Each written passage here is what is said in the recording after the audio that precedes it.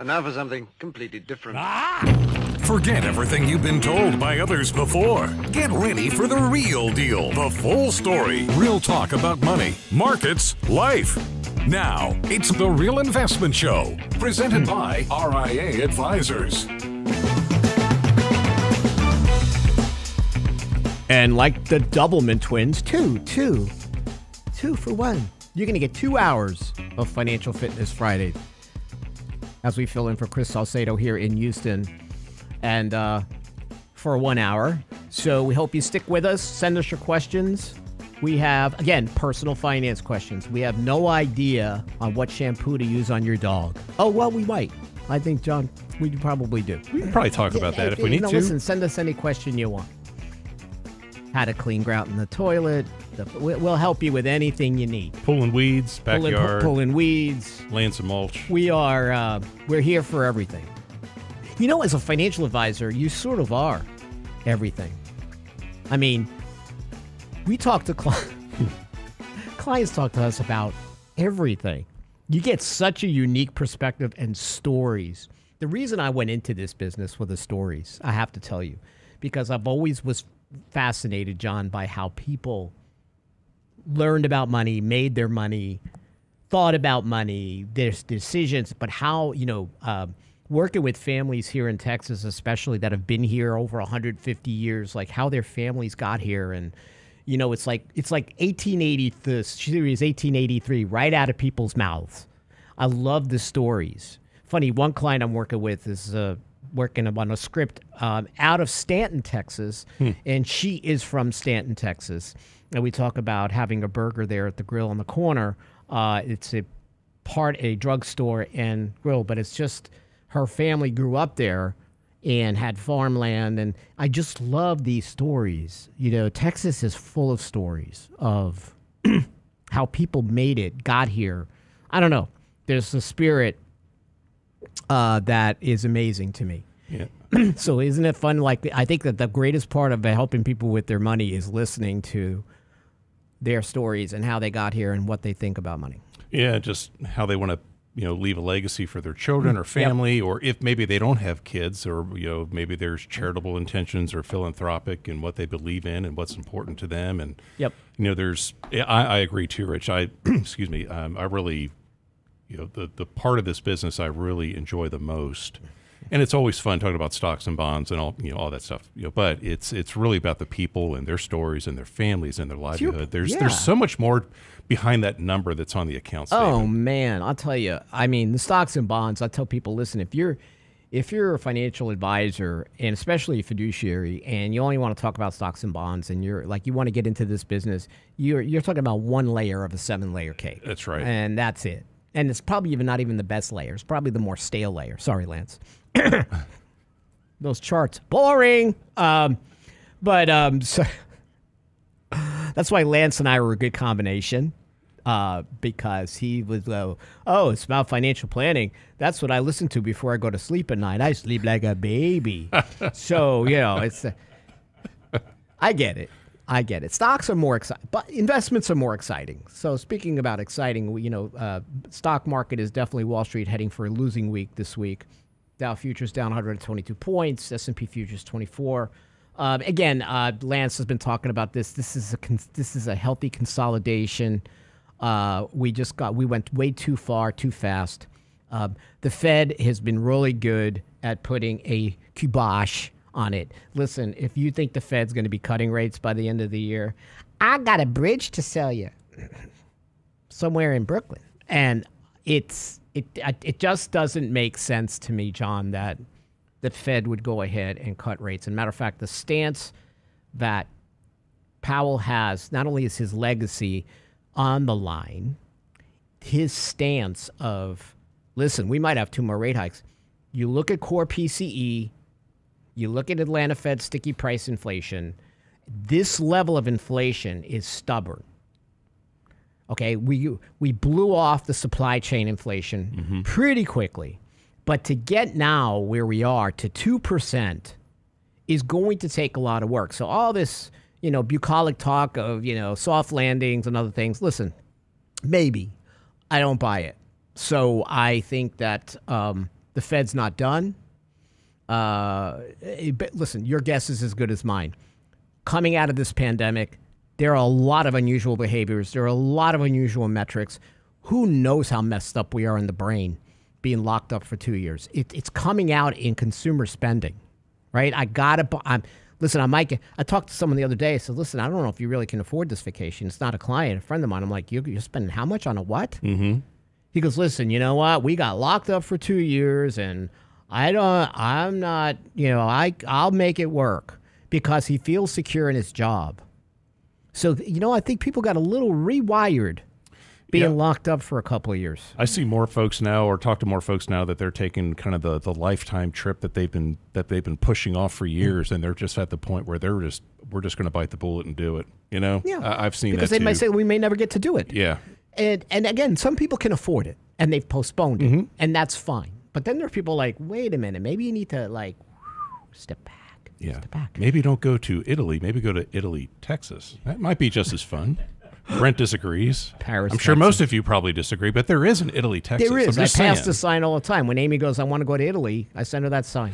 No, I really do want to go to Italy too. But yeah, I mean, listen, it's in your plan, in your budget. Enjoy yourself. But again, it's that kind of thing. So this is a slow grinding kind of economic stagnation, right? I call it muck nation. It's like stagnation light. It's sort of like trudging through the mud in your boots, right? I'm still moving, but it's just tougher.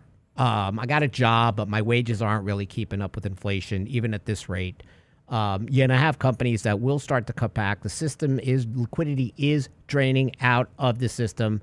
It's taking longer to do so. So you do have to understand that all this AI romance that we have is fine, but you got to make sure you're managing your risk. Yeah, the AI does kind of seem to be the theme of the day lately, doesn't it? Gosh. I remember when we were working together during the internet bubble, right? Oh, yeah. And we would roll our eyes every day. Oh, yeah, pets.com with the puppet. Hi, everybody. The puppet was the best part of that thing. The dog puppet on pets.com, I think it was, wasn't it? Those are the good old days right there. Yeah. I'm like, oh, my gosh. Toys.com. If you added a .com, I had a friend of mine at that point. He was like, listen, you know how I'm dating? What? He goes, I just add .com to my name. It's working. It's working. So now AI, he can create a whole new wife. So the thing is, the story took a little bit longer to get through the system. Information was moving at that point, but nowhere near at the speed it is today. Agree. So this AI thing just caught up, and I'm like, listen, AI has been out there. My daughter's doing a project on quantum computing, right? This has been out there for a long time, folks. And eventually, AI goes the way of the radio. And what I mean by that is everybody gets used to it, and it's not the sexy thing anymore. It's just part of our lives, and you're still wrapped up in the beauty of it and of that kind of thing, and you're not managing risk, and all of a sudden, your stocks drop by half. We're going to talk about the SECURE Act and why you could retire at 55. You can't drive 55. Do not drive 55 in Texas. Not here. Ooh. I don't even think you can drive 85 here anymore. 105. Yeah. We'll be back.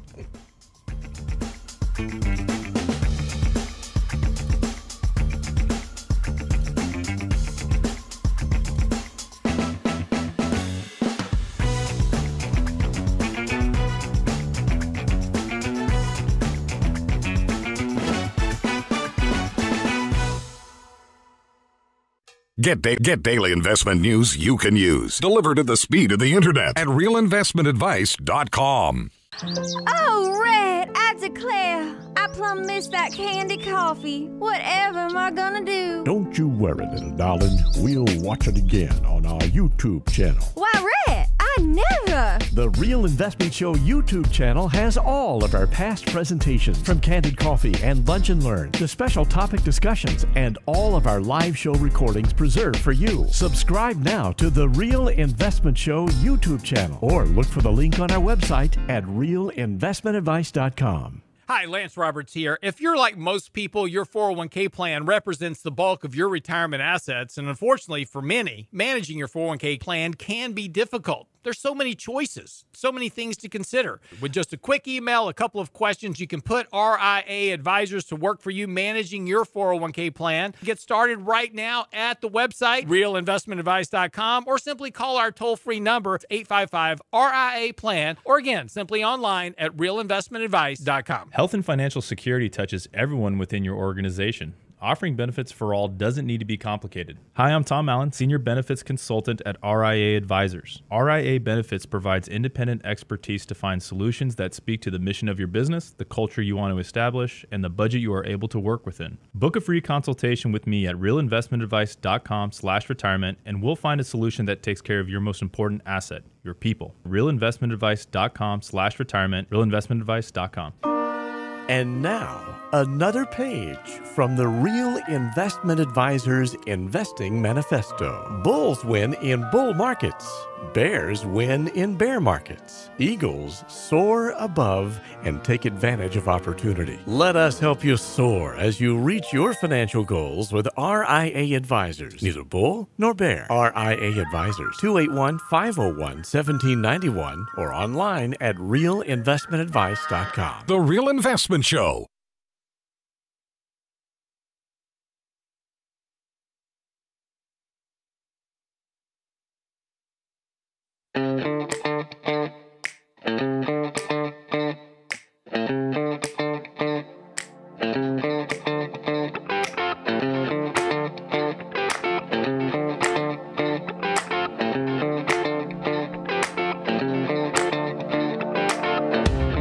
So again, the second hour, we're going to be taking a lot of your questions on personal finance, money in general, heck, anything you want. We're getting all kinds of great suggestions on cat litter on YouTube channel. So tune into our YouTube channel. John goes, my neighbor's dog hates people. One grumpy mutt. I like your dog. You know what would be a good name for a dog like that's grumpy? Otto. In case you haven't missed the Otto movie with Tom Hanks was actually pretty good. My man Otto. So instead of this 55, we should be calling it "Don't be a sloth, invest in Roth." See, Ooh, I like that. I don't know why Brent's not using me for this stuff, but we are big fans of Roth. Excuse me. And Roth is a way for you to invest after tax and then pull the funds out tax-free. And I will tell you, all this talk about, oh, the Roth is going away and we got to worry about Roth. Well, maybe. But in the latest Secure Act, boy, Roth is really featured. Mm-hmm. Right?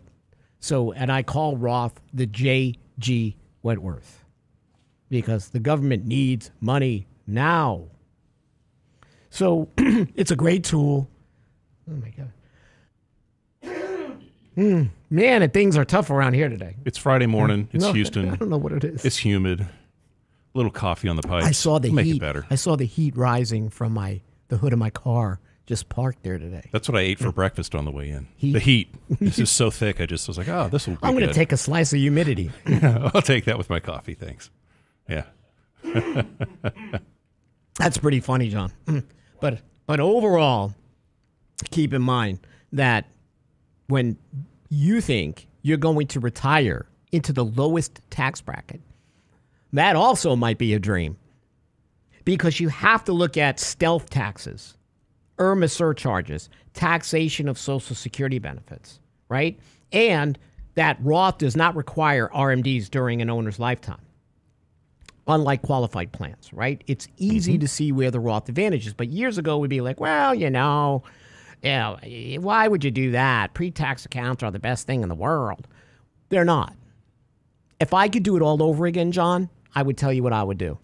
I would not put a penny in pre-tax funds. I do not care what my tax bracket was. When young people come in, I tell them Roth 401k. Absolutely. There are studies out there that show you, even if you're going to be in the 15% tax bracket, Roth still works. It's just not talked about. Wall Street does not like Roth for some reason.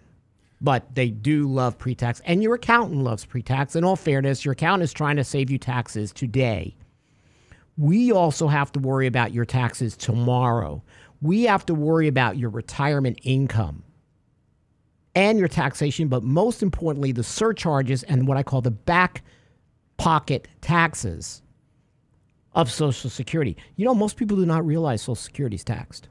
Yeah, either what, 50, depending on your income, it's taxed either what, 50% or 85%. Yeah. Right. So Roth can be fine. Now, also Roth has become, since the Secure Act, a much more of an incredible legacy tool, especially for non-spousal beneficiaries. So my daughter is my beneficiary. Children, or even whoever is going to inherit your IRA outside of your spouse, even if they're in the lowest tax bracket, do you realize when they inherit your pre-tax account, they have to take that money out over 10 years? They don't have to take it out over they used to be able to take it out over their life expectancy, but now it's over 10 years. And if you had passed away while you were taking required minimum distributions, they have to take them too. Now, you know, John, it's still unclear though, because the IRS is still, I thought they'd be back to us by now, but what do I know? I thought so too, honestly, and we're halfway through the year. That we don't really know if, say, you know, your dad had an IRA. You inherited that IRA, but he was taking required minimum distributions. Generally speaking, you should be taking those, but the IRS has been going back and forth on this issue. I would just assume that that's probably going to be the case, but we don't know. Yeah, but at the end of the day, it's still, if you inherit that IRA, whether it's traditional or Roth, more about the Roth in a moment, you know, whether what that ruling is, if you inherit that pre-tax or that IRA as a non-spouse beneficiary, by the end of the 10th year, that money has to come out. Has to come out. And that could, depending on what that size is, that could be massive. And then you're being pushed into that tax bracket right there. Regardless. So if your children are in a lower tax bracket, you're going to push them into a higher one. So Roth, from a legacy perspective, along, I think, with permanent life insurance, has become much more valuable in the eyes of what we're seeing. Now, unless you think taxes are going down in the future. I'm sorry. That always makes me laugh when I say it. I have one person out of like 100 I ask, oh, yeah, no, taxes are going lower. They are? What planet are you moving to? You moving to the moon? Where are you going? Based on the debt we're taking on. They tax you there too. Even if you move to the moon, they'll figure out a way. Yeah, they have that cheese tax, don't they? Well, the tax on the moon is only 1/6. Yeah, and it would still be higher. I was going to say something about taxes on Uranus, but we're not going there. Oh, I think we did. Brent's like, oh, God. When did I get the 2 of the 3 2 hours, folks. 2 hours, Remember, folks. Stick with 2 us. hours. Chris Salcedo will be calling everybody going, do never listen to that show again when I'm out. So the thing is, and Donald says, I like Roth also. It is less hassle. It is less hassle. I'd rather pay the taxes now while I'm a human capital earnings machine as opposed to when I am retired and I am no longer, and I want every dollar to work for me. That's what I want. And again, in some cases, it may not work. In many cases, if you have a good financial advisor who's going to run the numbers for you and show you that, hey, I have all this money in my pre-tax account, that is a ticking tax time bomb. Because, the government went ahead and said, listen, you can go ahead and extend your required minimum distributions to age 72, and then they'll slowly creep up to 75. Well, you're just creating a bigger time bomb for me, right? So we usually suggest when people start retiring and say they're in their 60s, you take your money from your IRA first for your withdrawal. Don't let that tax deferral sit there. Start pricking that bubble. Pull the money. Pull a little bit more than what you need and put it in an after-tax account or convert it to Roth. Because when I retire, Say I want to retire on a farm. Do I want to retire on a farm with one animal? Or do I want a lot of animals or a lot of different seeds that I'm planting? I want what I call diversification of accounts. I don't want all my money in pre-tax, and I have zero tax control.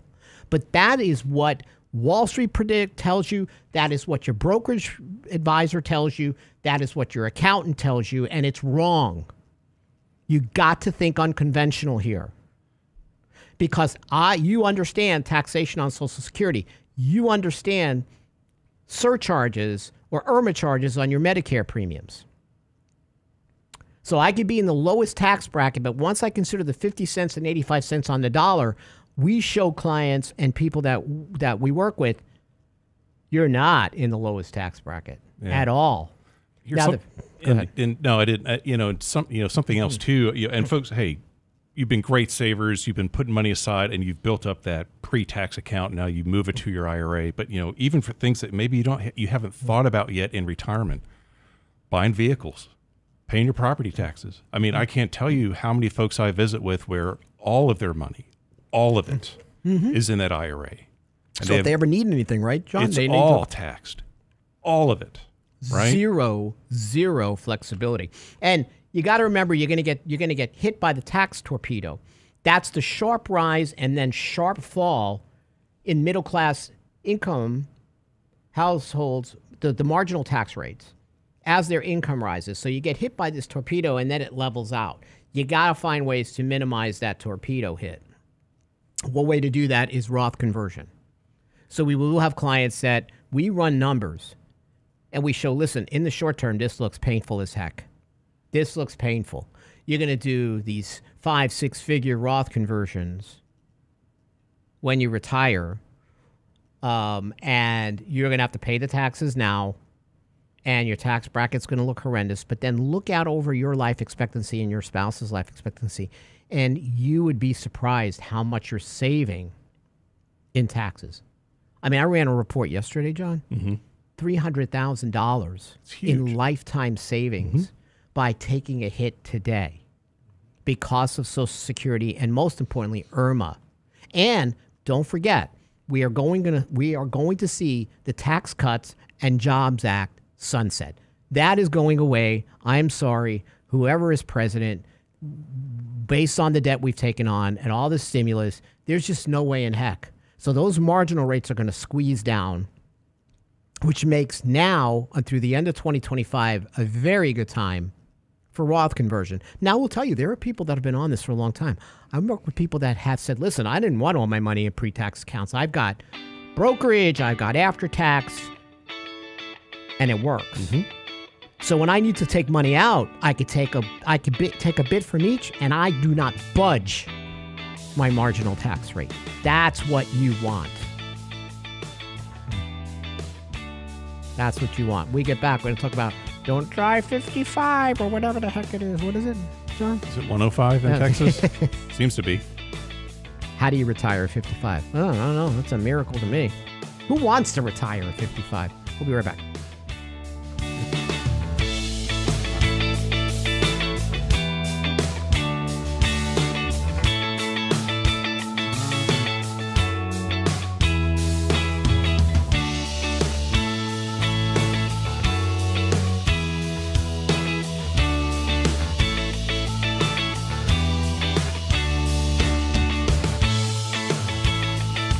Get daily investment news you can use, delivered at the speed of the internet at realinvestmentadvice.com. Oh, Red, I declare, I plumb missed that candy coffee. Whatever am I gonna do? Don't you worry, little darling. We'll watch it again on our YouTube channel. Why, Red, I never. The Real Investment Show YouTube channel has all of our past presentations, from Candid Coffee and Lunch and Learn to special topic discussions, and all of our live show recordings preserved for you. Subscribe now to the Real Investment Show YouTube channel, or look for the link on our website at realinvestmentadvice.com. Hi, Lance Roberts here. If you're like most people, your 401k plan represents the bulk of your retirement assets, and unfortunately for many, managing your 401k plan can be difficult. There's so many choices, so many things to consider. With just a quick email, a couple of questions, you can put RIA advisors to work for you managing your 401k plan. Get started right now at the website, realinvestmentadvice.com, or simply call our toll-free number, 855-RIA-PLAN, or again, simply online at realinvestmentadvice.com. Health and financial security touches everyone within your organization.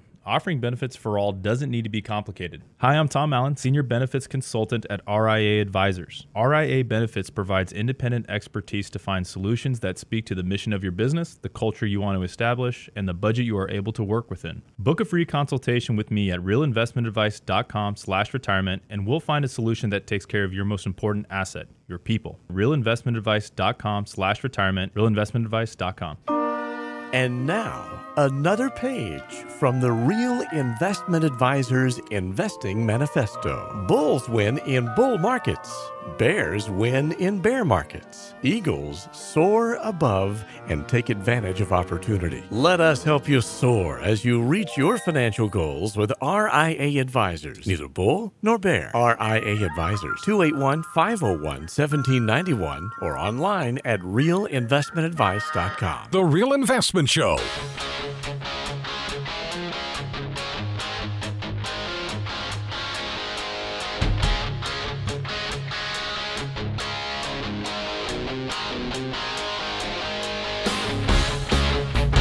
Welcome back. Everybody thinks that that's me on that ad, Why, Red, I never.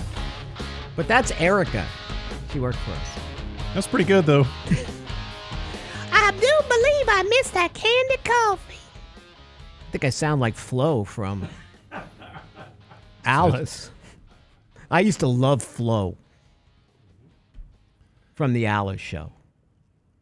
Kiss my grits. There's not enough flows in the world right now, is there?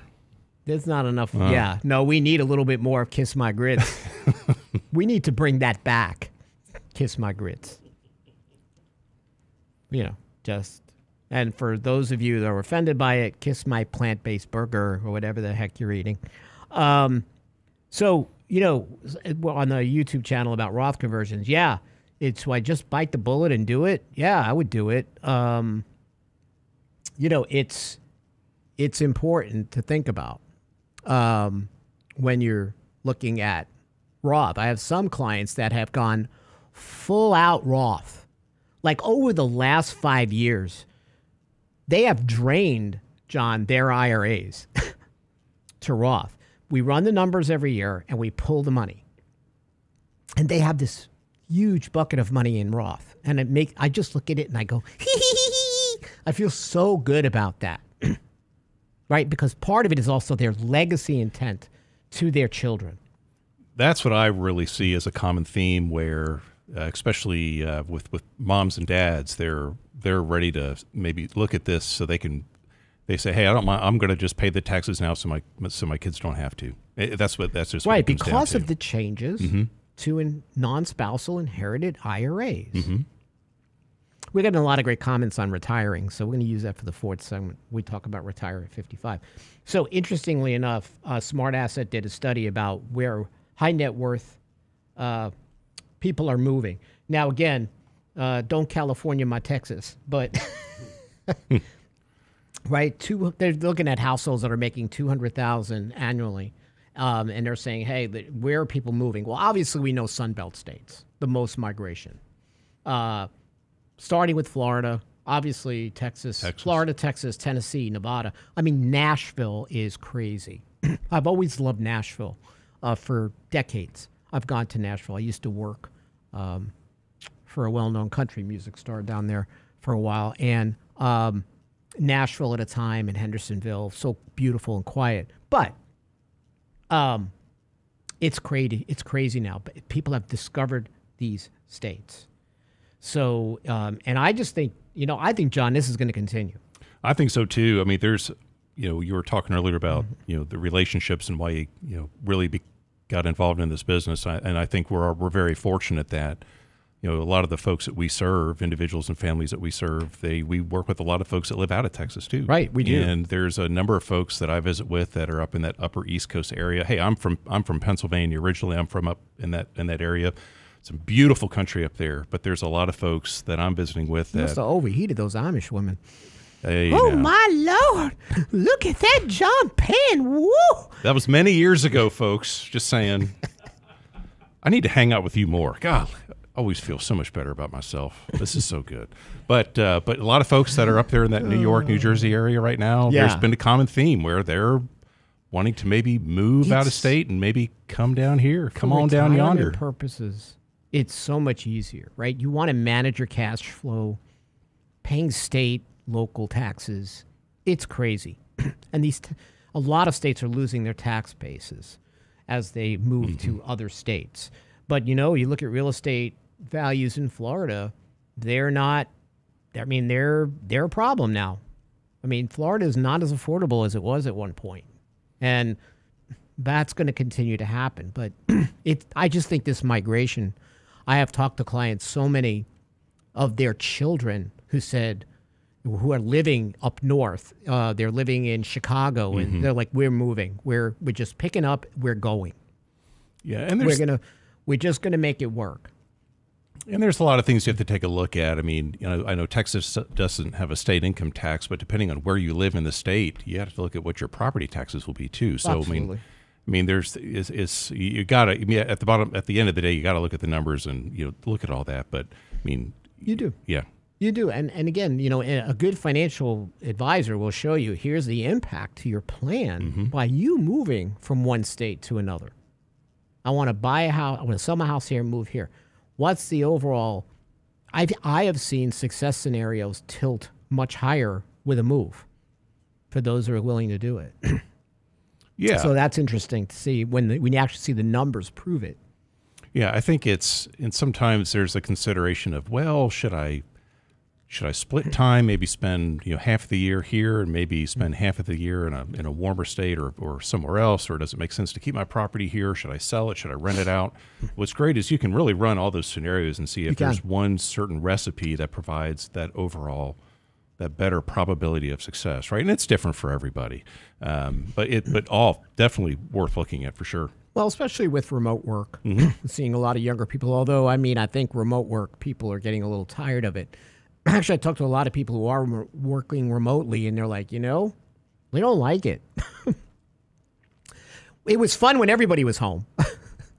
Yeah, there's something about... But now it's, where is everybody? Yes, there's something about being at the office or being at that facility and having those face-to-face interactions and having that sense of camaraderie again. Yeah, even if it's a couple of days Absolutely. or 2-3 days a week, I think it's important because one of the rules tenets we share for retirees is remain social.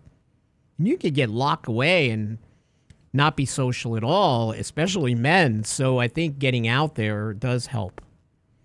But I think it's a nice balance. If you have a hybrid schedule, you can do that, and it works.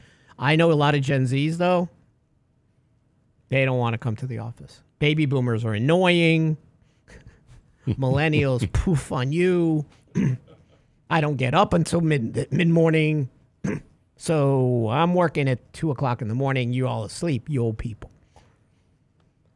It just depends on your workforce. There's something. Hey, I find myself wanting to go to bed earlier and earlier. I was like 9:30, 10 o'clock. I was like, whoo. 9:30. You're like Charlie Sheen. Or somebody else I'm thinking of. Yeah. I'm not going to say. 9 o'clock's the new midnight. It is. It's like, man, it feels like it's 2 o'clock in the morning. What time I is was it? up until 9:30 last night going, wow. It's 9:15. I'm not kidding. I'm usually like tucking it all in by 8:30. Yeah, but what time are you getting up though in the morning? 3:30. There you go. 4 o'clock. Mm-hmm. But it's strange, like winding down and the sun's still out. Like sometimes I got to walk out in the yard and go, wait, there's life out here. You burn your eyes. See, that's why I'm not a big fan of this time change. I like it light in the morning. I like the light in the morning. I don't like the dark in the morning. How about you, Brent? I completely agree. That's just, I don't know. I can go to bed when it's daylight because I'm sleeping the sleep of exhaustion. Yeah. Brent's just passing out. Well, Brent, I mean, what time are you up in the morning? The first alarm goes First alarm. First alarm. That's the warning There's right a there. 5-alarm system. Yeah, the first alarm goes off at 3, followed by the 3:15. What about the four-legged the one? 3:25? But the four-legged. Oh, she hits me about 1:30, between 1:30 and 2. Yeah. Oh man, if you want to come back, you want to be Brent's dog. I'm just telling. The dog eventually runs the household And knows it. and knows it and is very content with it. It's all over her face. I own these two. That's how it is. I mean, it's all about the fur babies with It us. is. Oh, I mean, yeah. it's their house. We live there. We take care of them and clean up everything. And we have plenty of four-legged alarms that get us up at all sorts of times that in the morning. Eventually, I'm going to own a dog that wants to sleep in. Yeah. For just, and I'm talking about like 7 in the morning. You know, because even like Amy's up because she works at Channel 2, but she's up at 2:30. And I'm getting texts that, Lance, I don't know if anybody really sleeps on this team. Nobody here sleeps. Nah, it's overrated. No. It's, it is what it is. And sleep is healthy for you, by the way. But I do know getting up early there's a lot of benefits to getting up early. There's always these studies that talk about even the time change to where it is light in the morning is better for you than late at night. But I know We get more stuff done by 9 in the morning than most people do all day. it is amazing I agree. how much you can get done in the morning.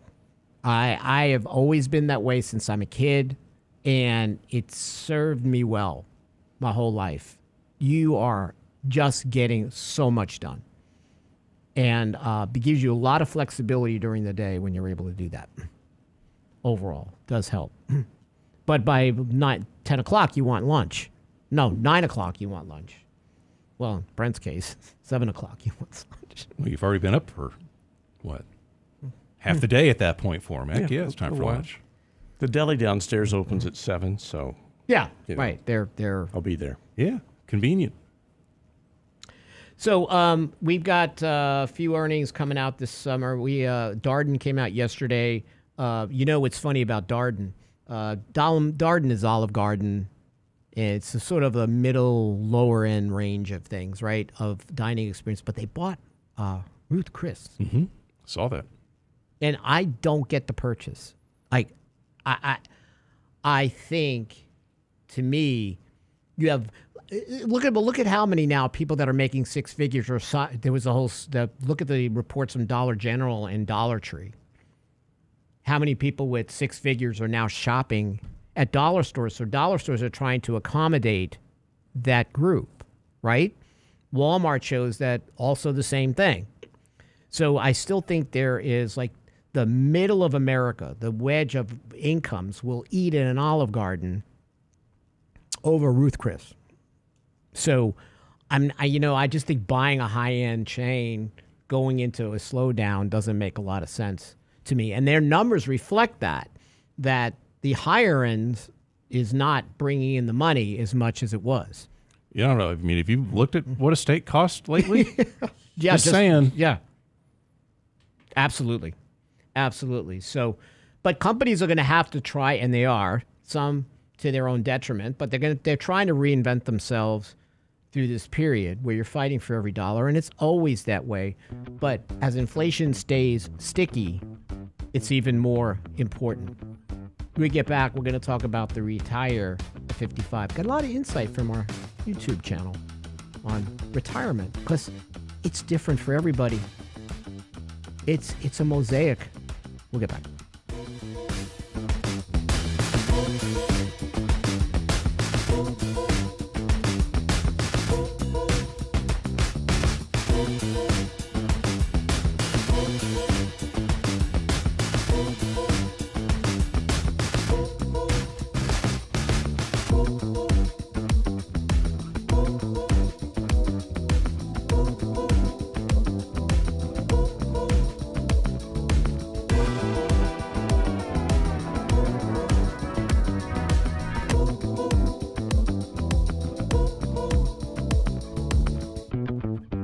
Get daily investment news you can use, delivered at the speed of the internet at realinvestmentadvice.com.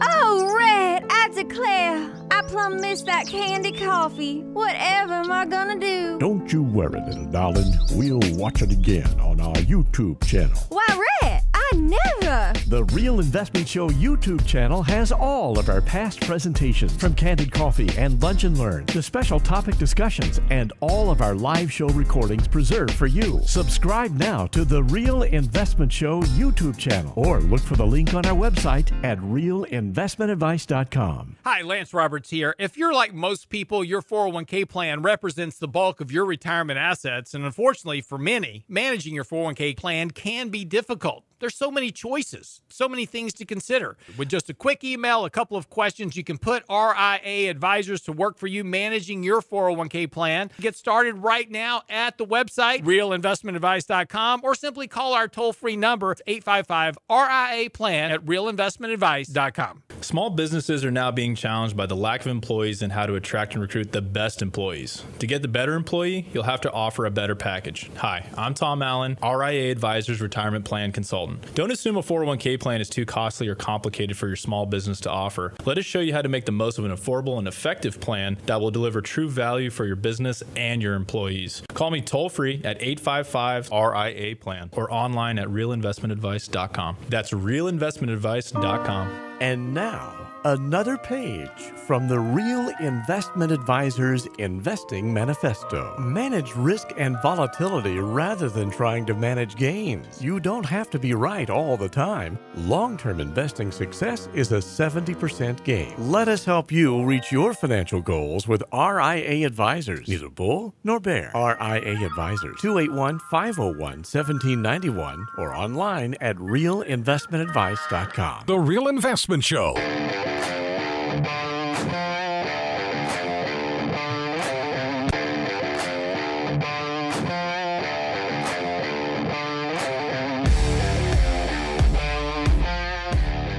Well, I usually would say this is our last segment, but this is a special 2-hour edition of Financial Fitness Friday. We'll be taking questions in the second hour, filling in for Chris Salcedo here in Houston. Hope Chris is getting a nice rest. 281-558-KSCD, 5738, those last 4 digits. Or YouTube, send us a question, personal finance, anything you want to ask. We are here to address it. If not, we'll just continue the conversation. So in my book in 2012, Random Thoughts of a Money Muse, I talked about how retirement's going to have to look different for everybody.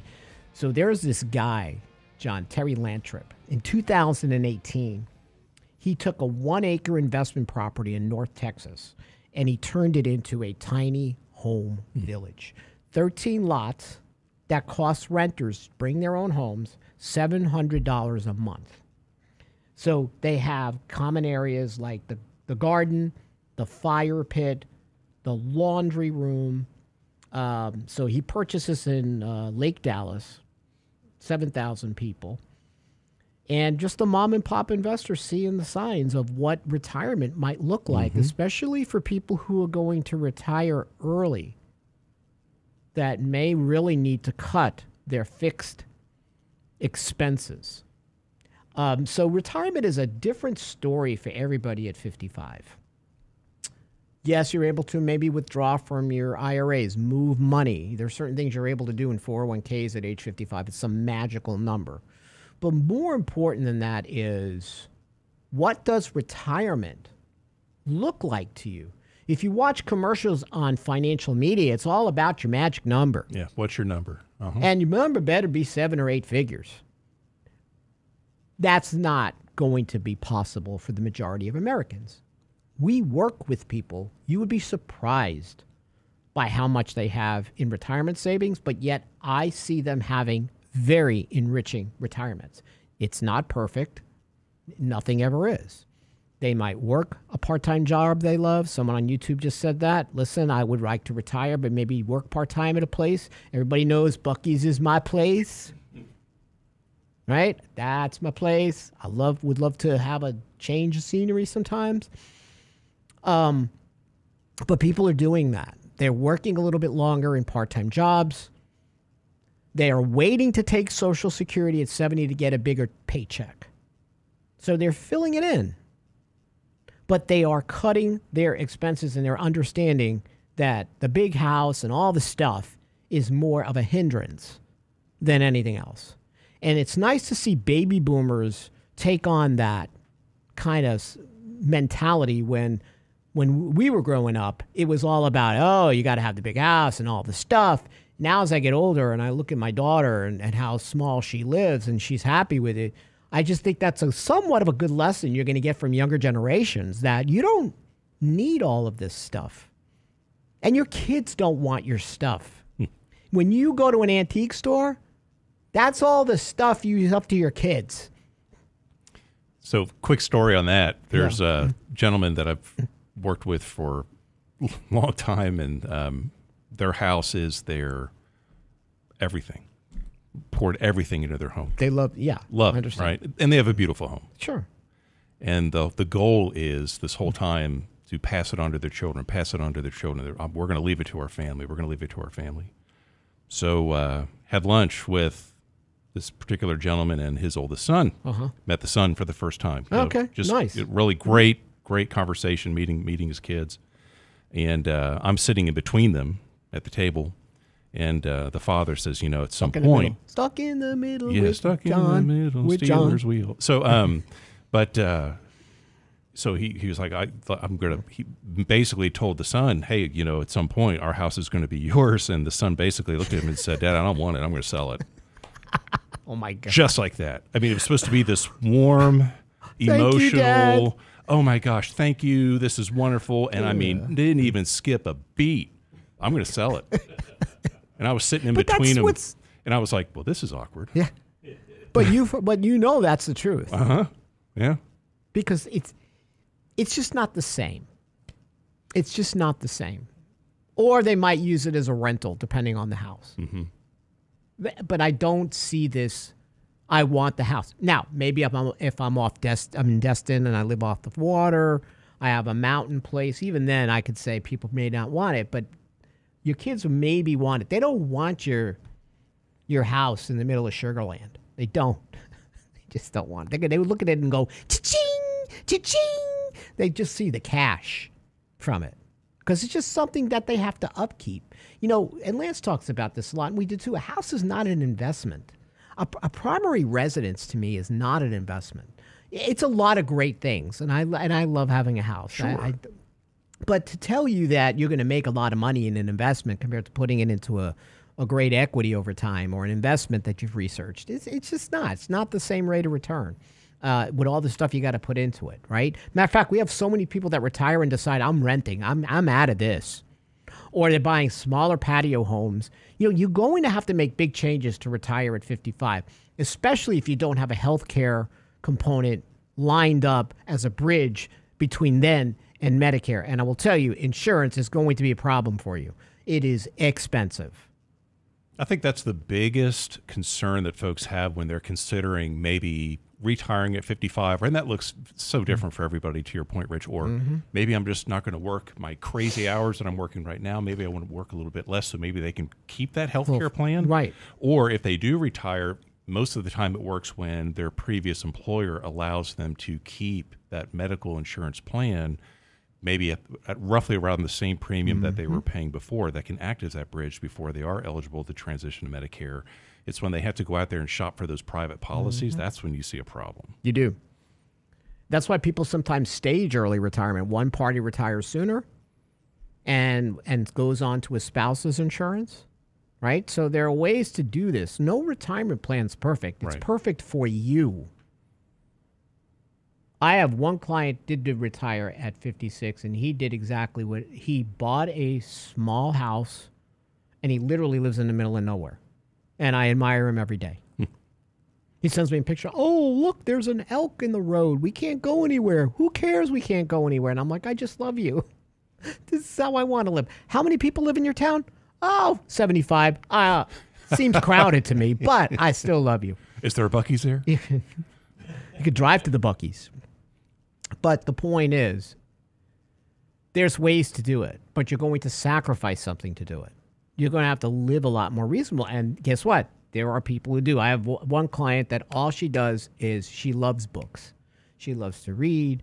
She works at the library. She goes to the secondhand bookstores, but that's what brings her joy. And she collects Social Security. She works part-time. She has nowhere near the portfolios that probably most people have that are on listening to this show or on YouTube, but she's okay. Her retirement works for her. And what do you see as a common theme most of the time, Rich, when folks are able to make that transition, let's say at an earlier age? I mean, what I see are folks have done a great job where they have no debt. No debt. That is absolutely one of the components. They are great stewards of debt. And their living expenses, just their basic living expenses, what it costs to keep their lights on and food on the table and just live their life, it's very reasonable, right? Not egregious. And they're not going out to fancy restaurants, They're not doing they don't find a lot of joy in that stuff. They rather cook at home, like you said, but the no debt issue and accumulation of savings has been one thing. But they also take pleasure in the simple things. They would rather probably go to Paris, Italy. Or I'm not Paris, Italy. I'm in Paris, Texas. Italy, Texas. But Italy, Texas over Italy. I mean, they're finding joy in these things. Well, but they have a great life. I mean, they're out there. They have their hobbies and they have their interests. But another key point that I see that helps folks transition into that retirement, whatever that looks like at a younger age, is they have a sense of purpose.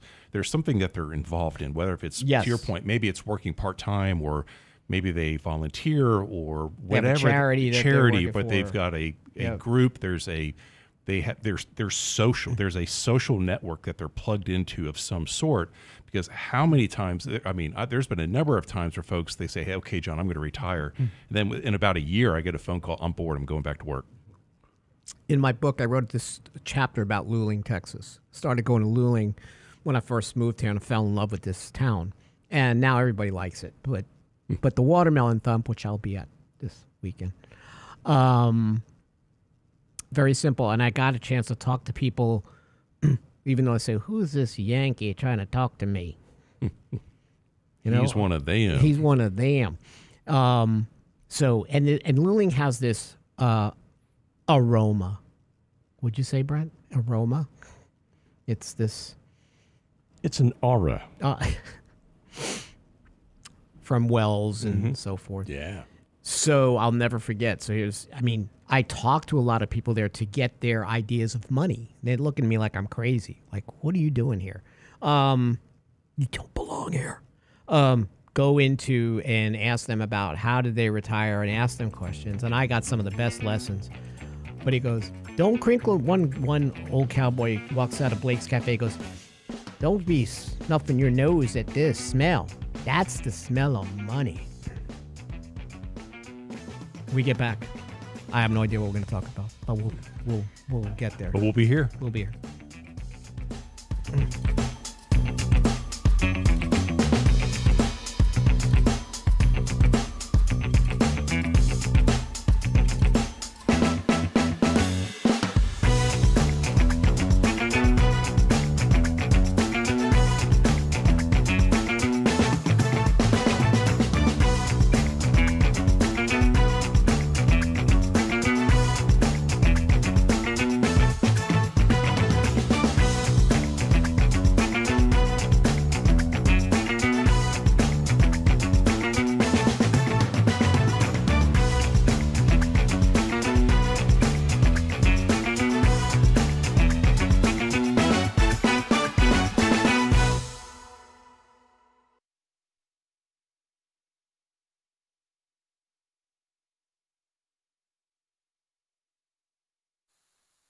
Your home team for Conservative Talk Radio. KSEV 700 AM, the voice of Texas.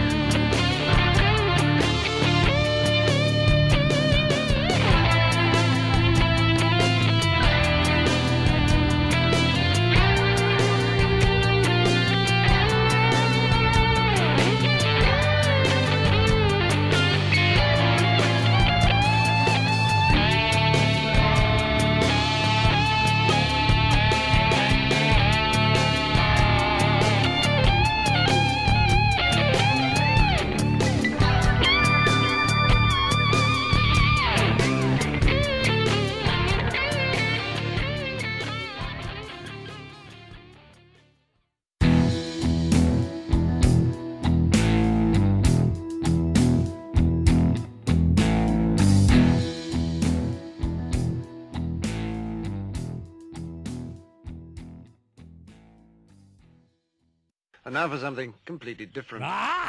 Forget everything you've been told by others before. Get ready for the real deal, the full story. Real talk about money, markets, life. Now, it's The Real Investment Show, presented by RIA Advisors. And welcome to Financial Fitness Friday.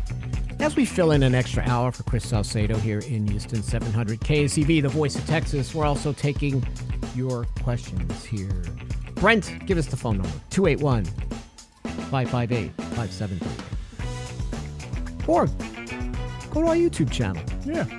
Submit questions there if you Send us a want. question. Something to talk about. Topic on your mind. Topic on your mind, personal finance that's been on your brain. I know a lot of people do or spend some part of their weekend having money dates. I know it sounds boring.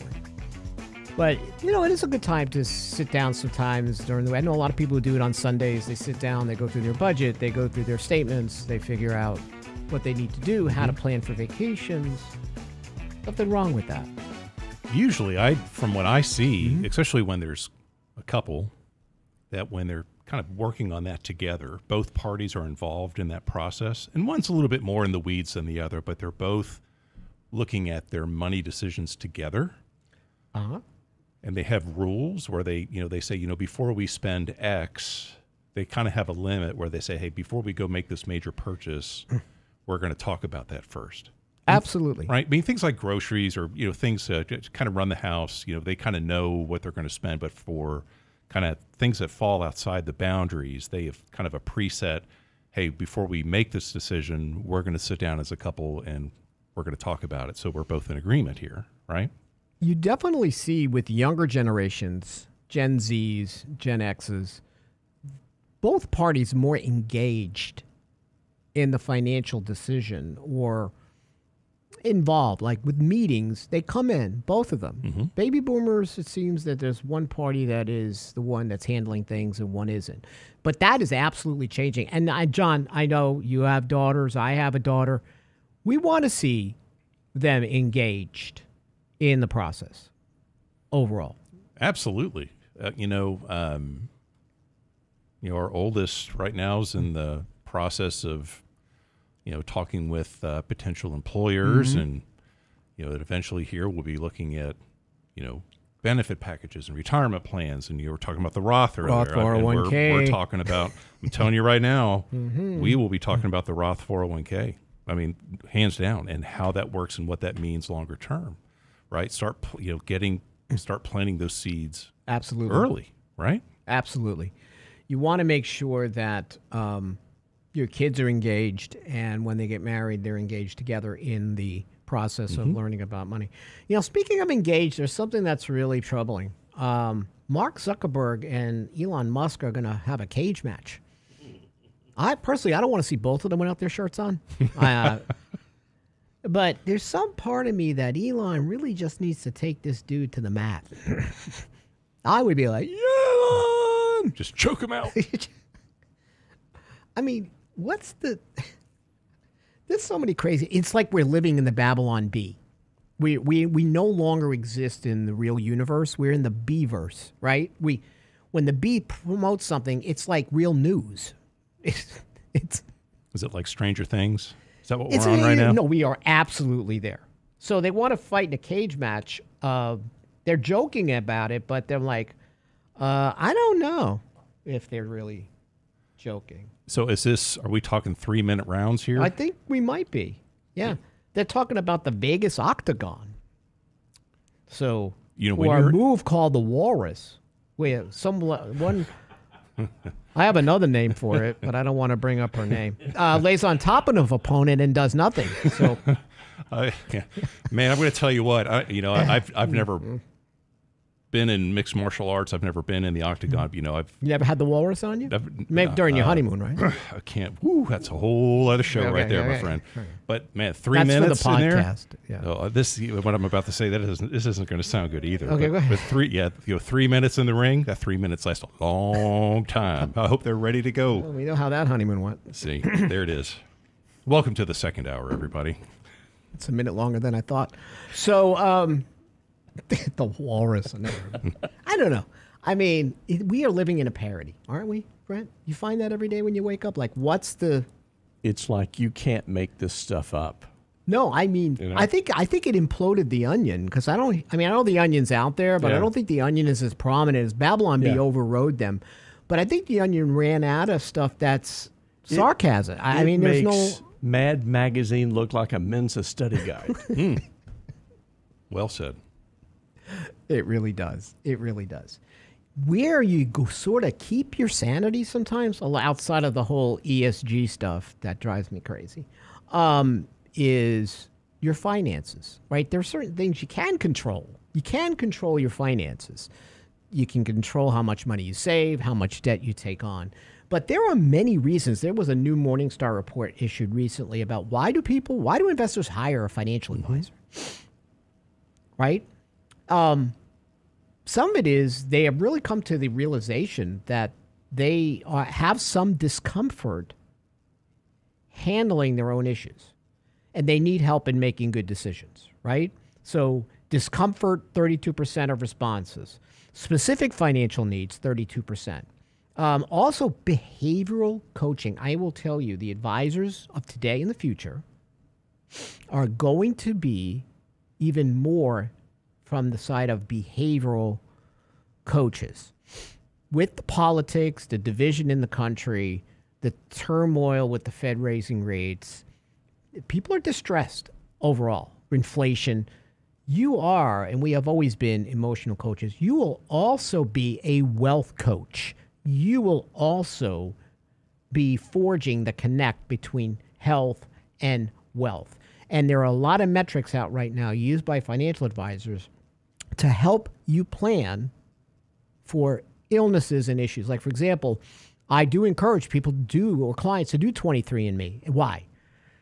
Especially for if they have a tendency to have certain illnesses, especially dementia, Alzheimer's, which can really exhaust savings quite a bit, because you could be physically healthy for years, but obviously need to be in a facility that will take care of you. These are not cheap ways to go, so people need planning. So I think financial advisors are very in tune to the role emotions play in this process, especially when it comes to markets. Lance talks about this a lot. We are primal when it comes to markets. Our emotions override our decisions, because I get it. In the short term, stocks are stories. Stocks are narratives, right? When your broker used to call you years ago, he's not talking to you about the numbers of a company. He's talking to you about the products and how they sell and what they do to get you all emotionally involved, engaged, you're emotionally connected. So that is something that we help people to do, and that's what a good advisor does. They're addressing emotions right from the start. But there are specific issues that most people will have. But then there are people who avoid financial advisors like they avoid going to the doctor. We're going to talk about that when we return here on Financial Fitness Friday, 700 KSCV. Stay tuned.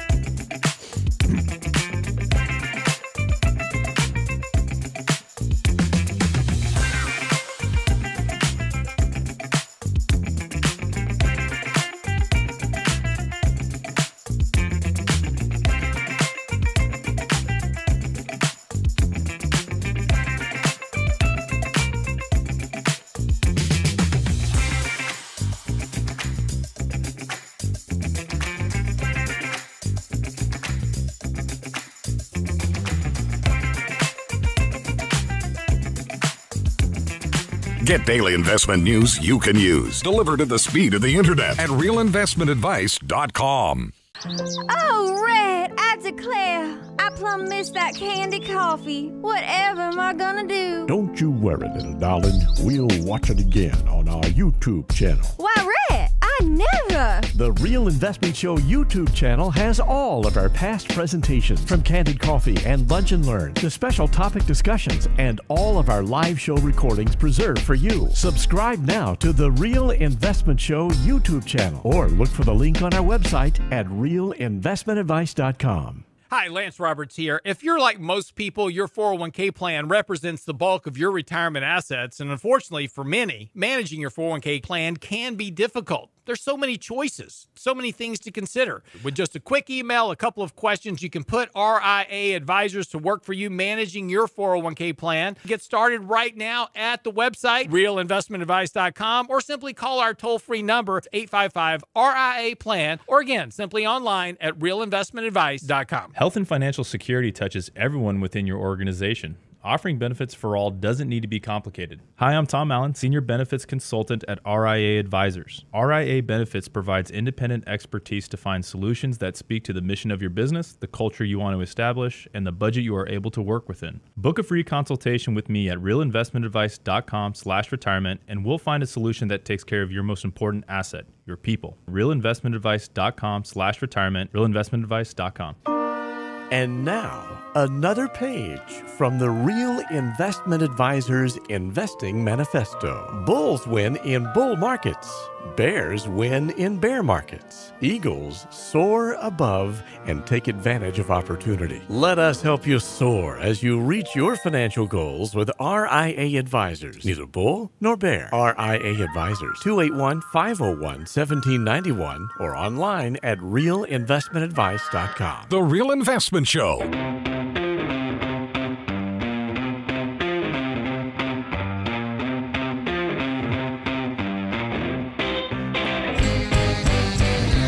Listen, you want to be up on your finances, you go to realinvestmentadvice.com and you go ahead and you sign up for Lance Roberts' newsletter in your inbox on Saturday. You could almost hear him cursing when he's writing it on Friday. Why is this Rosso bothering me? It's called love. It's called love. But a lot of information, a lot of videos before the bell, a lot of great writings, Michael Leibowitz. We do a lot of great presentations through the year, Candid Coffees on Saturdays. We have one coming up in July with the Lance Roberts. Sort of a, middle of the year kind of, how's the market doing? What are the macro conditions that you need to be concerned with? So that'll be happening in July. You sit in on a Saturday morning before you start your day, and you will get a lot of information needed to go ahead and make good decisions. You got to keep in mind that we are fiduciaries, and you hear this F word thrown around a lot because, and I think a lot of people take it for granted, but what a fiduciary is designed to do is put you above your interests above everything else. That's the freedom that fiduciaries have. They don't work for big brokerage firms, which they have the agenda of the brokerage firm and most likely will sell you product. Doesn't mean that they don't have good intentions to help you, but they also have other things that they have to be masters to. And there are things that fiduciaries do. Their allegiance is to you. So this study, this 3,003 respondents who answered one of these three surveys, only 623, or about 21%, report that they currently work with a financial advisor. In the U.S., about 33% of Americans reported working with an advisor, but 62% reported needing to improve their financial planning. I like that, John. It's not they need to figure out what stock to buy or what's the coolest AI stock to buy that has no earnings. But there are people who would benefit from a holistic view of their finances. Yeah, where are we? How realistic is it that I can slow down? But think about how many people are also in denial. That's it too. Of their financial situation. Mm-hmm. And they don't really understand what the deal is because they don't want to know. Or maybe they feel like there is something wrong. I have people that won't go for physicals every year or go to the doctor because they go, best I not know. I'm not attuned to that. I would rather know and try to find a way to fight it or take care of myself. I understand sometimes it's not good news, but I rather know it than not know it. And I think what a good fiduciary or financial partner does is they're not here to knock you down. They're here to coach you into making just better decisions and understanding. You've been trained by Wall Street and financial media to think that you got to have this perfect kind of retirement. You're going to sit on a beach in Aruba with your little pineapple. It doesn't have to be that way. And it may not be something you want to be. So I think if you have a good financial advisor, you're willing to share that, and that person is going to coach you, create an action plan to get you in much better shape. So you mentioned the word fiduciary. This actually came up in a conversation earlier this week with me where the question was, so John, your firm and you're a certified financial planner. Rich, I know you're a certified financial planner. We all are. I mean, for all the advisors here are. Brent's just certified. Brent is certified in all things. Yes, sir. Certifiable, yes. I gave Brent his breakfast this morning. Piece of chocolate. One piece? Yeah, just one piece. Just gets one. He's got me on a diet. One piece. Yeah. Wow. But the question was, John, are you going to be a fiduciary for just what we are working on together, or are you a fiduciary for all things for me financial? Good that was question. a great question. That was a great question. And that was a question that I have never received. And I said, I haven't gotten it, but it makes a lot of sense. I said, we are fiduciaries. I am a fiduciary for all things for you. Mm-hmm. It doesn't matter if it's something that we're working on together or if it's some other facet of your life. I'm a fiduciary, first and foremost. I have to tell you, sometimes you make tough decisions as a fiduciary, especially when there are family dynamics and there are children that that are tapping mama and papa's wallet when they shouldn't be at 45 years old, and putting someone in financial jeopardy in retirement. And parents have a tough time with the word no. I, for one, it's my favorite word. Don't worry. Let me call them. I am happy to be the bad guy for you because we cannot jeopardize it. And studies show you have more and more families, mom and dads, that are jeopardizing their own retirement to still pay for their adult children. So you were talking about, excuse me, the different hats or the different roles that a financial advisor can fulfill. Because I know so much of our weeks, yes, we're talking about the markets and how your portfolio is positioned and just our thoughts on the market, but there's so much, and that's very important, but there's so much more around that, so much more emotion and life and how this all comes together. And part of that role that I find myself in too at times is being that buffer or that intermediary between mom and dad and son and daughter, and how to facilitate those conversations. Absolutely. Right? And it's a nuance just from knowing the family. So that's important. So you want to work with an advisor, that's fine, but understand you're in the minority, obviously. And understand, because it is, when you go for or do a full financial plan, it's like going for a full blood diagnostic. Financial blood diagnostic, you're going to know where the good points are and the bad points are, and where those pain points need to be changed. They're there to help. Someone asked about, hey, what prevents people from reaching their goals? Well, first of all, I will tell you, when we talk about raising money smart kids, is the lack of delayed gratification. Studies will show that if you can delay gratification, and in the form of that financial rule is pay yourself first, you have a better chance of being successful in many ways. All this fear of missing out, got to live for today, all this other stuff that we're really good at in America and consumers, because we'll put everything on credit and worry about it tomorrow. That rule being broken is what will create that financial hardship. You will not manage debt properly. You will not pay yourself first, putting a certain percentage of your paycheck into your retirement account, an emerging savings vehicle.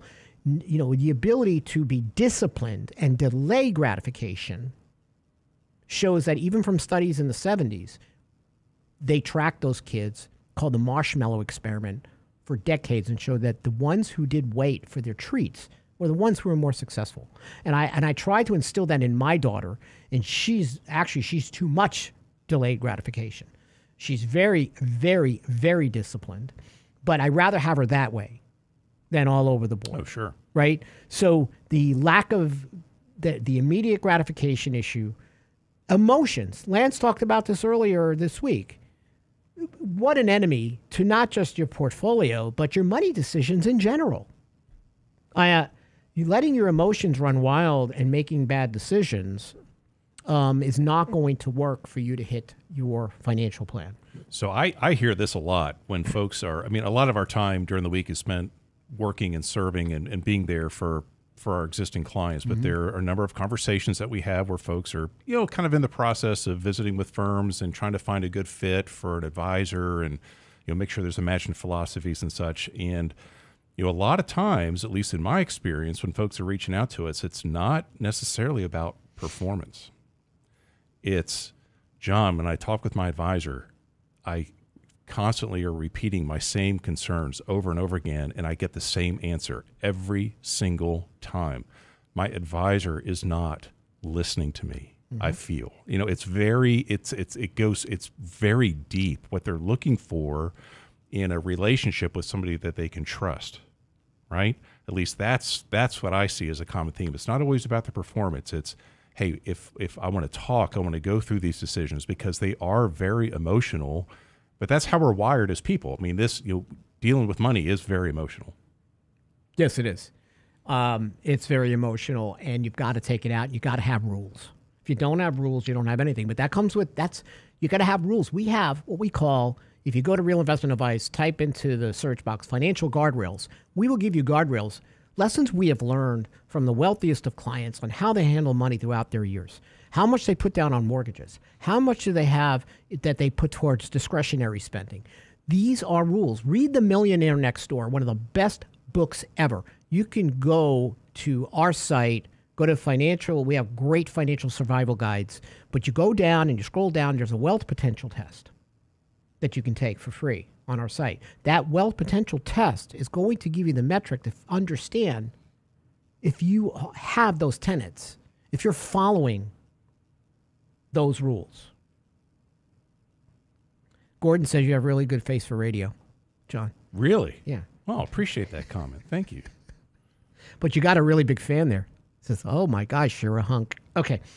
Well, that's not exactly that. That's not exactly what he said. Nice talking to you, everybody. Yeah. Cosmetics. Well, there's no cosmetics on this show. No. There's no makeup here, everybody. Just a lot of coffee. Just a lot of coffee. And one piece of chocolate for Brent. And one piece of chocolate for Brent. No, dark chocolate only because it's very healthy for you. Any cosmetics, we fix it in post. Oh, that's a good one. So somebody talked about, and Lance brought this up about bonds. And people don't understand bonds. There's a great piece Lance wrote about this we're going to talk about when we get back. Yeah. Bonds can be a very important part of your portfolio, even though you might not like them and they're not exciting. Why does your portfolio have to be so exciting? That's another problem we have. Money is supposed to be boring, like Lance says. Boring wins the game. Slow and steady wins the race. We'll be right back here on Financial Fitness Friday here on 700 KSCV, Voice of Texas. Stay tuned.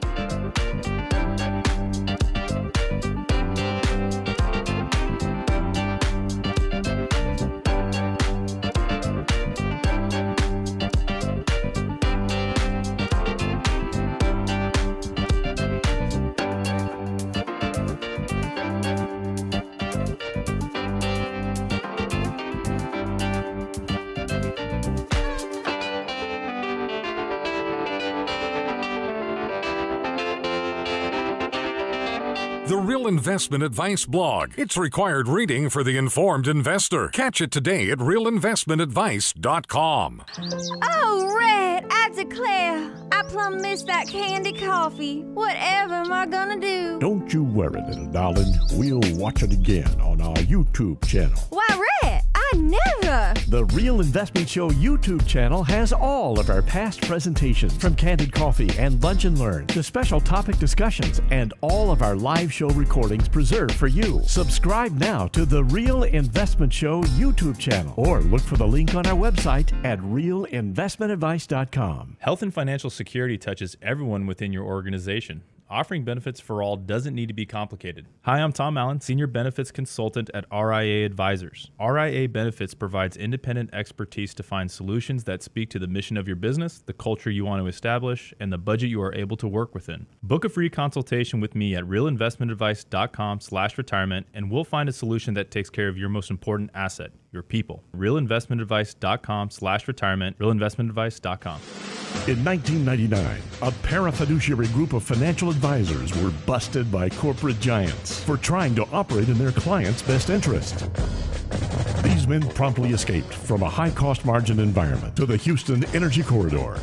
Today, still excoriated by their former employers, they survive as protectors of others' fortunes. If you have a problem about preserving capital, if no one else can help, and you can find them right here, maybe you should hire the RIA team.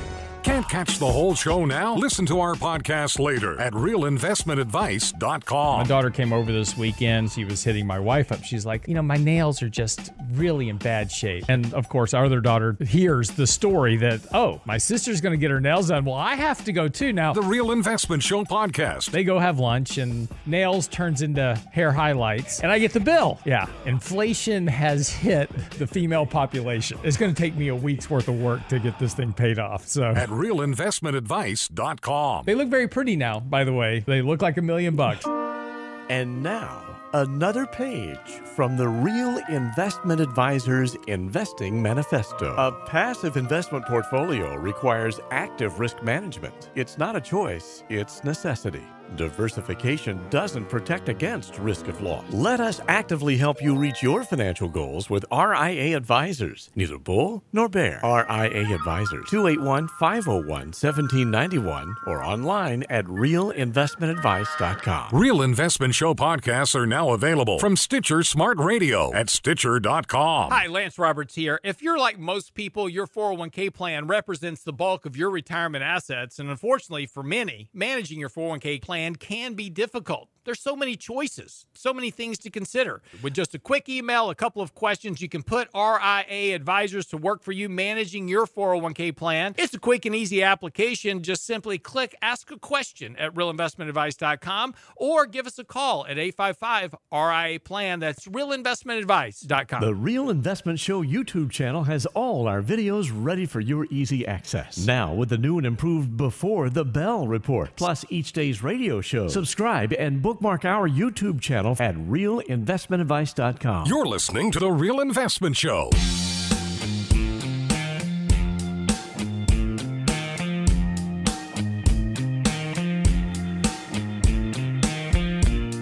So if you have a question, go to our YouTube channel or go ahead and call us at 281-558-5738.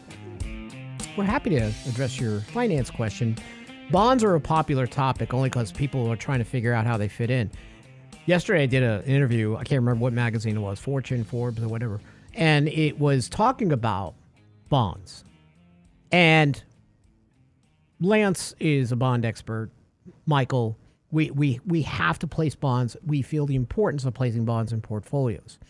But one thing I said yesterday was there are two things that are a big danger for you when you're investing in bonds. One is your reinvestment risk.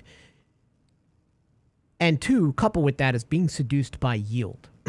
Yes, on the short end for T-bills, I am getting great rates, right? I can get a brokered CD, go to your brokerage firm, get a CD, FDIC insured from all these banks across the country. You're going to get, you want to go out a year, 5.3%, right? These are better yields than we've had in a long time. So I'm like sort of a kid in a candy store with this stuff. But I also understand I want to skate where the puck is going. And based on demographics, based on economic growth, based on the debt we've taken on this country, rates can only go so far. So why wouldn't I barbell this strategy? Why wouldn't I have money on the short end, but also put some more money on the intermediate and long end of the curve? So yesterday a client said, Rich, I don't understand this. the yields are less on the intermediate and long end. Why are you guys buying it? It's not for the yield. The Fed does not drive those yields. The overall state of the global economy will drive those yields. So if I think that economic growth is going to slow down, and I understand the debt service in this country is atrocious, talk about why financial plans fail, I want some money on the long end of the curve for capital appreciation. Unless you think, the economy is just going to take off and it's going to be gangbusters and, things are great. It's just not that way. With the debt we've taken on, it's like you running in a Texas August with 1,000 pounds on your back. You're only going to make it so far. So you take some part of your money and you go on the short end of the curve. Nothing wrong with that. You got the yields, park the money there, right? Danny and I on the show, John, you too, we've been talking about at least having a year's worth of living expenses and something we call the financial vulnerability cushion, especially as the economy gets worse. We started talking about this before COVID, but 6 months, the air conditioner breaks down. The car needs work, whatever it is.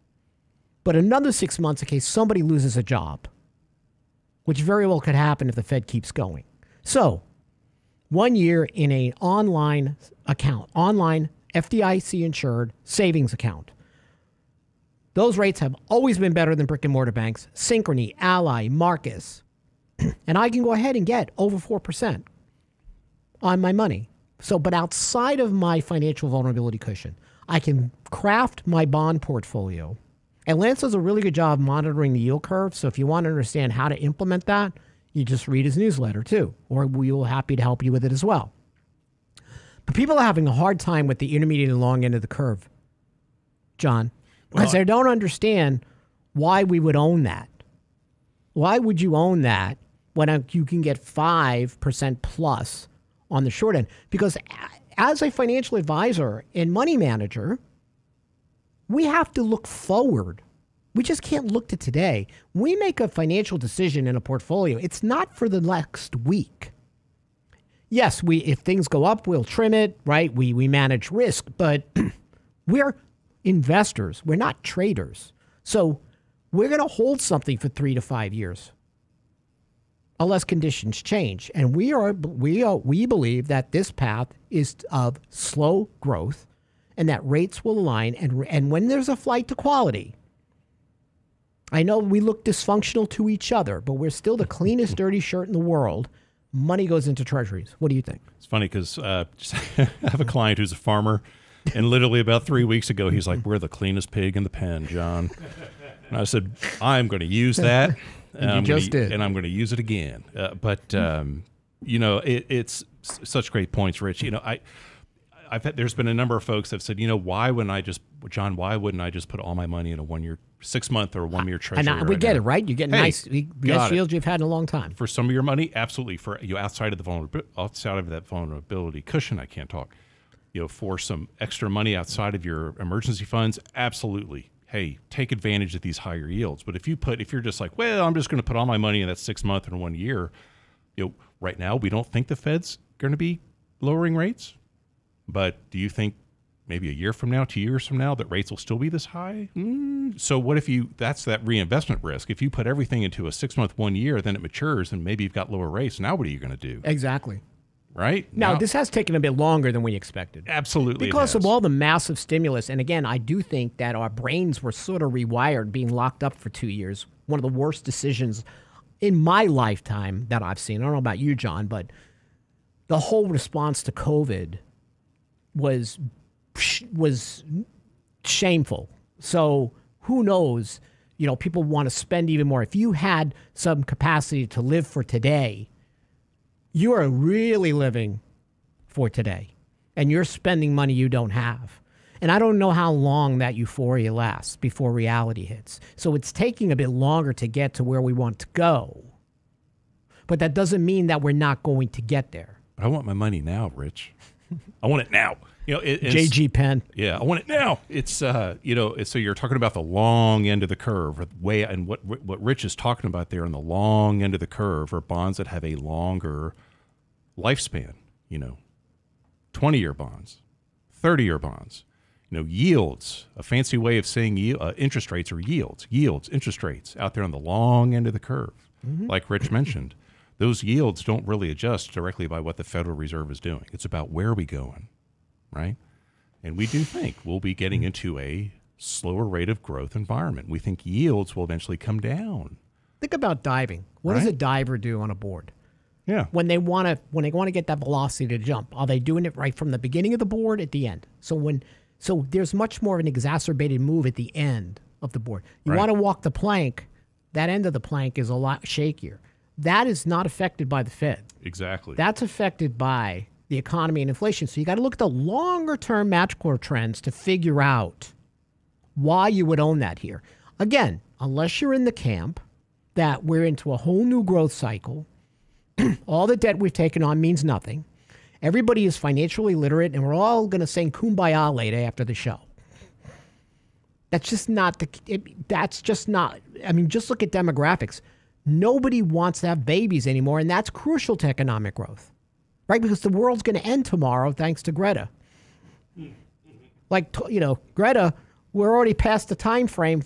You said we're supposed to be gone by now. And we're still here. We're still here, Greta, torturing you. So you got to look as a financial advisor, and I don't think there's anybody better, and I know I'm biased, than Lance and Michael and our team to look at these numbers and crunch them objectively and try to give you the most realistic information out there. It's not bullish. It's not bearish. It's more of an eagle eye on this stuff. So you're going to have some of your portfolio. I would barbell it. If I were doing it myself, I'd be barbelling my bond money.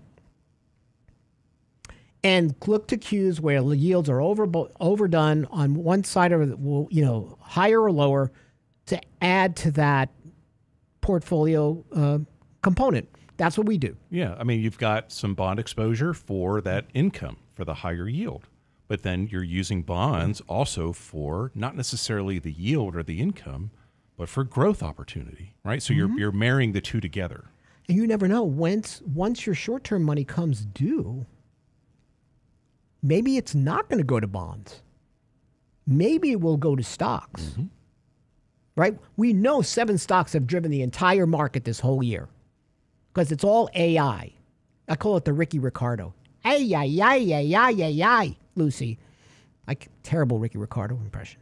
I'm gonna let you handle that next time, John. Yeah, you're still better than me.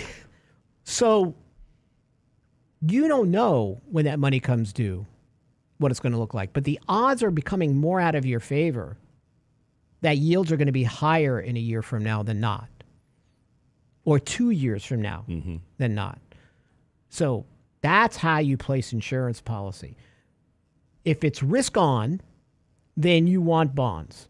When it's risk off, bonds are going to be boring, and they're just going to sit there, and you're going to collect you're going to collect income from it. If it's an ETF, maybe you get paid monthly. It's not exciting. It's not designed to be. Matter of fact, there are a lot of great stocks out there. Like we go through and we look at all these companies, great yields, great cash flows, but they don't have AI. Maybe it should be like ProcterandGamble.ai. Maybe that'll do it. So sooner or later, the breadth of the market, and we've started to see that, is going to change. It's going to spread out. And there's nothing wrong with collecting dividend yields if you can find them. But they're not going to do what these AI stocks do. That's what diversification in your portfolio does. Every position has a job. They're not supposed to be all doing the same job, because when they all break for lunch, your portfolio breaks too. It's all works different to create the actual return you need to hit the financial goals you have in the future. We'll be right back here on 700 KACV, the voice of Texas. Stay tuned.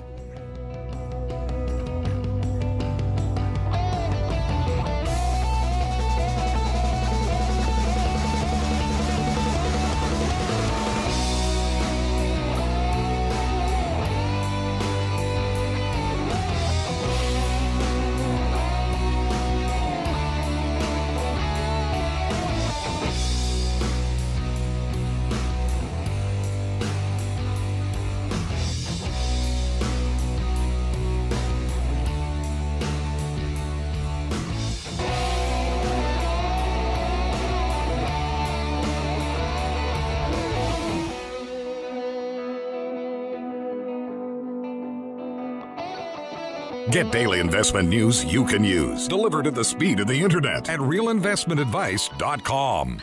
Oh, Red, I declare, I plumb missed that candy coffee. Whatever am I gonna do? Don't you worry, little darling. We'll watch it again on our YouTube channel. Why, Red, I never. The Real Investment Show YouTube channel has all of our past presentations, from Candid Coffee and Lunch and Learn to special topic discussions, and all of our live show recordings preserved for you. Subscribe now to the Real Investment Show YouTube channel, or look for the link on our website at realinvestmentadvice.com. Hi, Lance Roberts here. If you're like most people, your 401k plan represents the bulk of your retirement assets, and unfortunately for many, managing your 401k plan can be difficult. There's so many choices, so many things to consider. With just a quick email, a couple of questions, you can put RIA advisors to work for you managing your 401k plan. Get started right now at the website, realinvestmentadvice.com, or simply call our toll-free number, 855-RIA-PLAN at realinvestmentadvice.com. Small businesses are now being challenged by the lack of employees and how to attract and recruit the best employees. To get the better employee, you'll have to offer a better package. Hi, I'm Tom Allen, RIA Advisors Retirement Plan Consultant. Don't assume a 401k plan is too costly or complicated for your small business to offer. Let us show you how to make the most of an affordable and effective plan that will deliver true value for your business and your employees. Call me toll-free at 855-RIA-PLAN or online at realinvestmentadvice.com. That's realinvestmentadvice.com. And now, another page from the Real Investment Advisors Investing Manifesto. Manage risk and volatility rather than trying to manage gains. You don't have to be right all the time. Long-term investing success is a 70% gain. Let us help you reach your financial goals with RIA Advisors. Neither bull nor bear. RIA Advisors, 281-501-1791 or online at realinvestmentadvice.com. The Real Investment Show.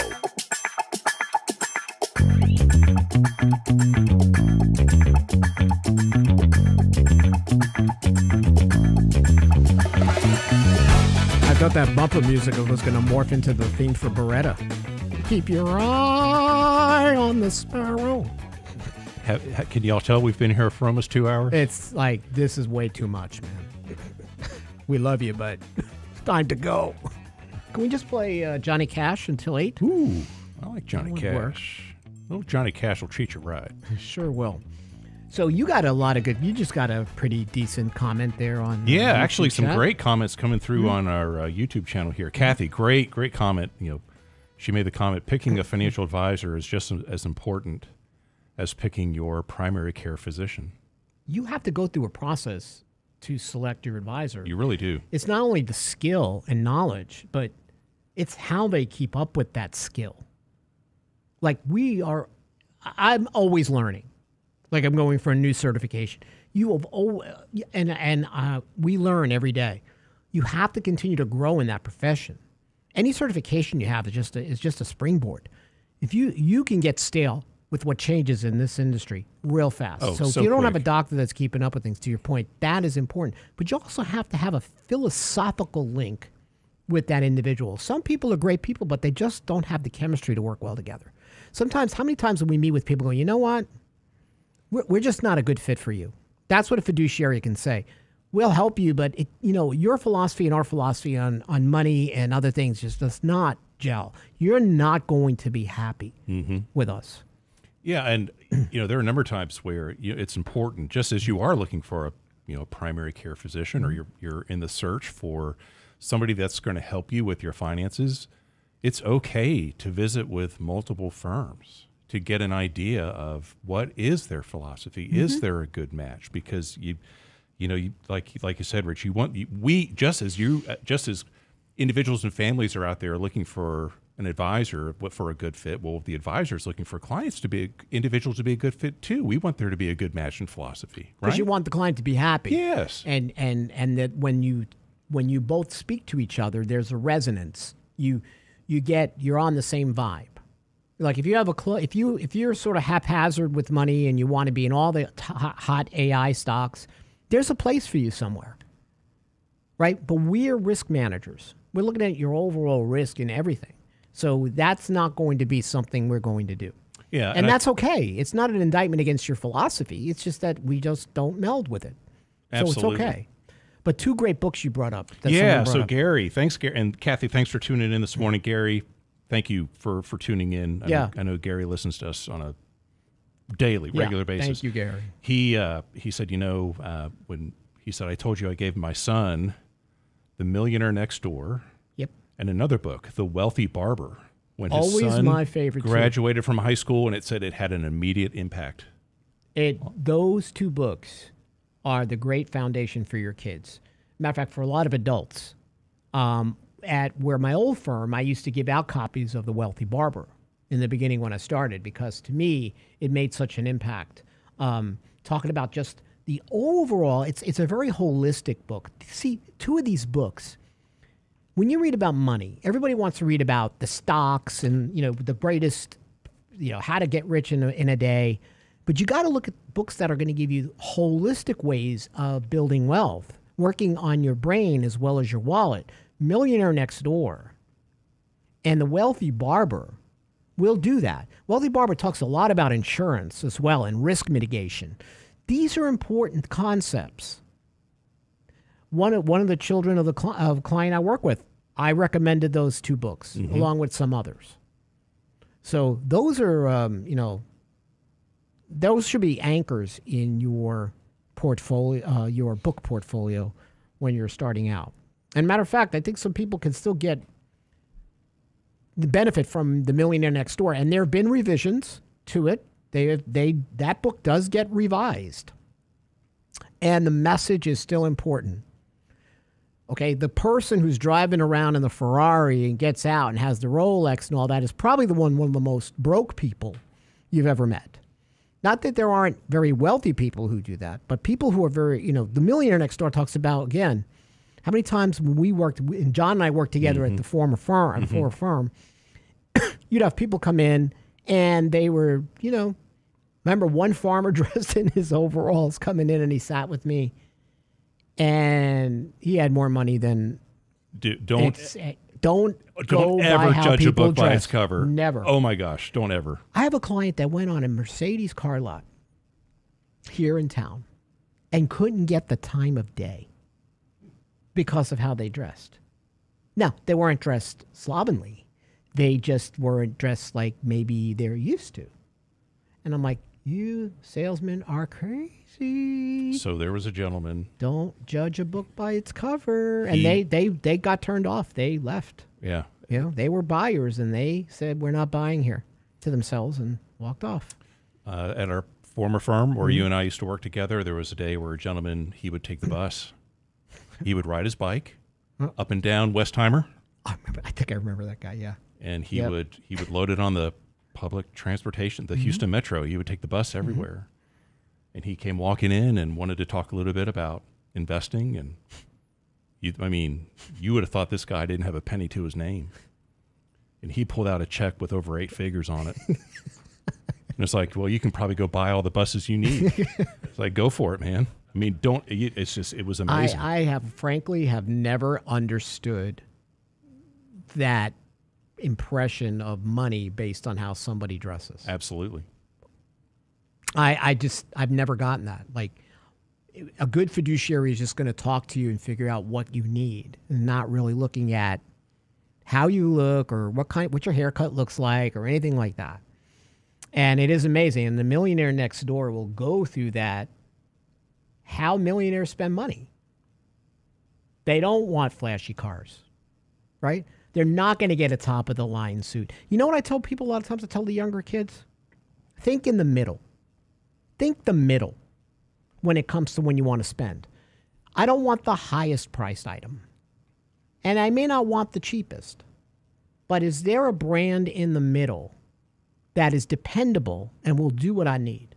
Like, I always fit, and I'm not an endorser for the product, but I always fit Toyota into that space. I don't need a Mercedes. I don't need to understand the cost of maintaining that particular vehicle. Nothing against if you drive a Mercedes. No. It's just not my thing, where I look at how much money I'm losing by driving it. That's just my mindset. Like, my money mindset goes there versus, oh, people are going to be looking at me because I have a BMW and all that stuff. Toyota is going to be where I would say, Like I had a call from a client. What should I recommend? What should I look for my daughter? I said, look at a Camry. Look at a used RAV4, something dependable. And that's what he did. Did you want to say something, Brent? You look like you wanted to say something to us here. No? He's just monitoring us. He wants more chocolate. I gave him intense dark. So it's very intense this morning. So that's where the beauty of the Millionaire Next Door comes into play. And I have kids that'll read that. And I mean, young adults, they'll go, wow, I just never thought this way before. It's fascinating. It's about setting up that behavior. I mean, really, anybody at any age can probably benefit from those, right? But if, especially, Gary, to, tip my hat to you for giving that to your son at a very young age, and just, getting their mind right around this, because look, it would be important to understand when they read them, what highlights they pulled from those books, Gary, like what really resonated with them that might set them on a really great course. But I do commend you for those two books. They're two of my favorites. Yeah, because just look at the world that we're in. I mean, we're bombarded by news, 24 hours a day, 7 days a week, and it's all the hype and absolutely. Oh my gosh, get rich quick, and this, you put your money in this, you can get a 30, 40, 50% return, and it's just like, wait a minute, how do you really? Because you mentioned it earlier, Rich, and you hit it right on the head. It's not a sprint. It's really more of a steady race, a steady pace over time. And you got to set up that behavior, but we all get pulled into this euphoria that's around us. So it's good to be grounded. It's all headline driven. It is. It's not this different from a mainstream media than financial media. Yeah. Right. It's all headline driven. We try to make sure you're getting substance on the show, I'm a fan of. I watch CNBC. Oh, sure. I'll watch Fox Business. I want to understand exactly where they're going. And generally speaking, and Lance is always on with Charles Payne at Fox Business, and they do a great job. And I think that certain shows do a really good job providing information as opposed to hype.